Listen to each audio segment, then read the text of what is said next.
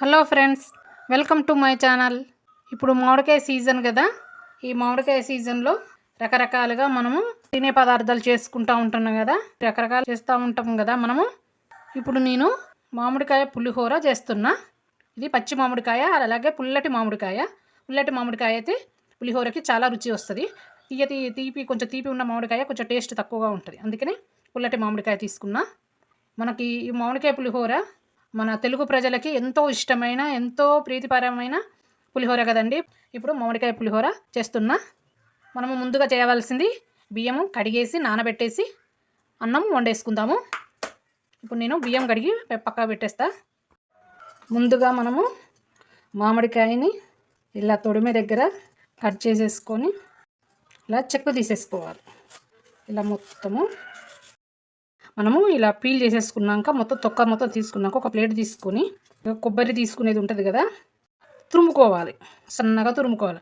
ఒకవేళ కొంతమంది మిక్సీలో గుజ్జులా చేస్తారు, అది కూడా బాగానే ఉంటుంది. కాకపోతే ఇలా మనం తురుముకోవడం వలన ఇది సన్నగా కొబ్బరి లాగా సన్నటి తురుము వస్తుంది కదా, మనం తినేటప్పుడు మనకి పుల్లగా తగులుతుంది. అప్పుడు కొంచెం టేస్ట్ ఎక్కువగా, రుచి ఎక్కువగా అనిపిస్తుంది.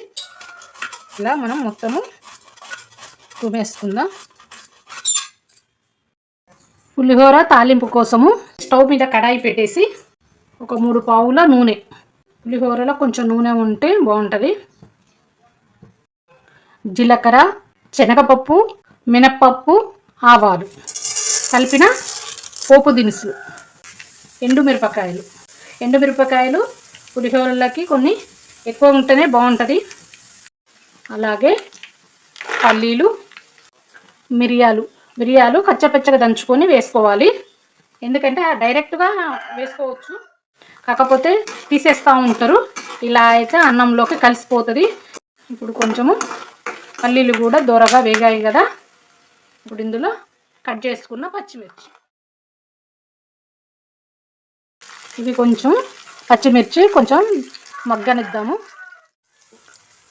పచ్చిమిర్చి కొంచెం వేగిపోయాయి కదా, ఇప్పుడు ఇందులో కరివేపాకు, ఇందులో కావాలనుకుంటే కొంచెం ఇంగువ కూడా వేసుకోవచ్చు. ఇంగువ తినే వాళ్ళు అయితే కొంచెం ఇంగువ కూడా వేసుకుంటే ఇంకా కొద్దిగా రుచిగా ఉంటుంది. రుచికి తగ్గట్టు ఉప్పు వేసుకుంది, పసుపు. ఇప్పుడు మనము తురిమి పెట్టుకున్న మామిడికాయ ఇందులో వేసేసుకుందాం.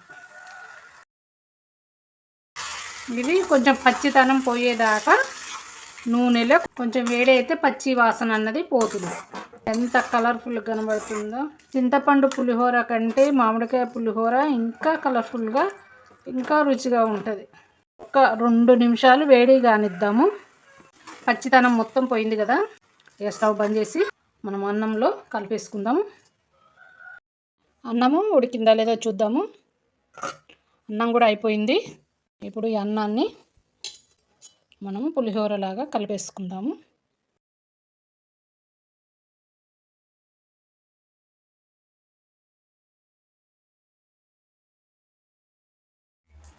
ఇప్పుడు ఈ అన్నంలోకి మనము ఇది ఇందులో వేసేసి, ఎంత కలర్ఫుల్గా కనబడుతుందో చూడండి. అసలు చాలా బాగుంది కదా.